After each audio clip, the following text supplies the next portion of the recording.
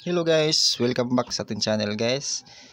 Ngayon, no, itong nasa harapan natin guys, ito po yung dalawang soldering iron guys. At ito yung aking luma guys, no.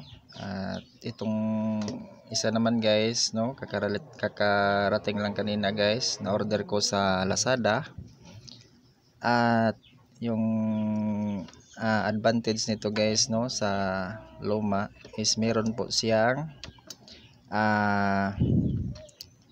pwede natin siya lakasan yung init. Meron po siyang adjustment, no, adjuster na pwede nating lakasan yung init at saka hinaan yung init, no. Ito po yung advantage nito guys, no, sa halagang 245 lang guys, no, sa Lazada. At mas maganda to gamitin guys, no, dahil meron siyang adjuster, no. Di katulad nito guys, no, kung meron tayong sinusulda na katulad ng mga parts ng cellphone, no, madali pong masira yung mga parts na hinihinang natin, no, dahil malakas po yung kanyang init. Hindi po na tatansya, no, yung kanyang init. Pero ito guys, no, pwede natin hinaan or lakasan. Ayan po yung advantage niya. At akala ko guys, yung soldering iron lang, no, yung laman sa ilalim guys. Pag bukas ko kanina, meron pala siyang kasama ding soldering flux, no, na solid po ito guys, hindi po ito liquid, no. Ayan, oh. Ito po yung nagsilbing pang paano ng ating soldering tip guys, para hindi po tawag nun, para po madali dumikit yung lead guys, no. Ito po yung nilalagay guys, soldering paste na solid. At ayan guys, no. At meron pa pala siya ding ano guys, soldering tip na available. Meron siyang 5 na available, no, na iba-iba yung design guys. Yan, oh. Ayan.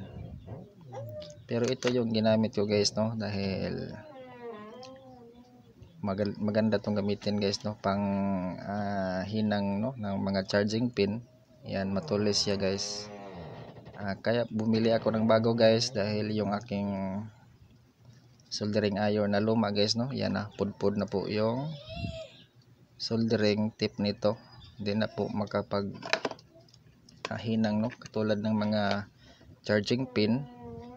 Yan, no, pudpud na, hindi na to pwede guys.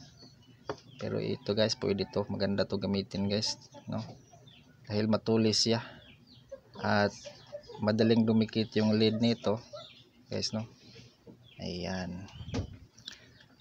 Ito guys, ang tuturo ko sa inyo guys, no, kung paano natin palitan itong soldering tip guys. Ito, tanggalin na lang natin to guys, no. Ayan, no. Ayan. Ito, pwede natin siyang palitan guys, no, ng ibang soldering tip. Meron siyang 5 available dito, no, tulad nito. Ito, pang ano to guys, sa mga IC, no, panghinang sa mga IC. Ayan. Meron din siyang ito, iba-iba po yung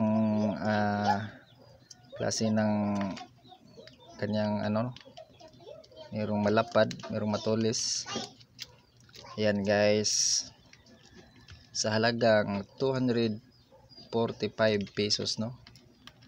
Mas maganda to gamitin guys, dahil adjustable yung kanyang init, no. Ayan.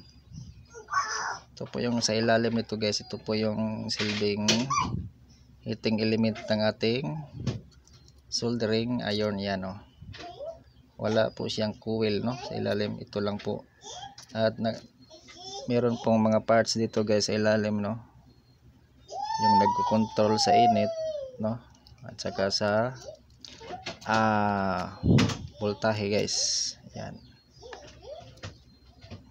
Kung gusto nyong bumili ng mga soldering iron guys, mas maganda po ito guys kumpara sa mga nakasanayan na nating soldering iron, no? Katulad nito, dali lang pong masisira yung kanyang soldering tip guys. Tatanggal po yung kanyang copper, no? Ayan.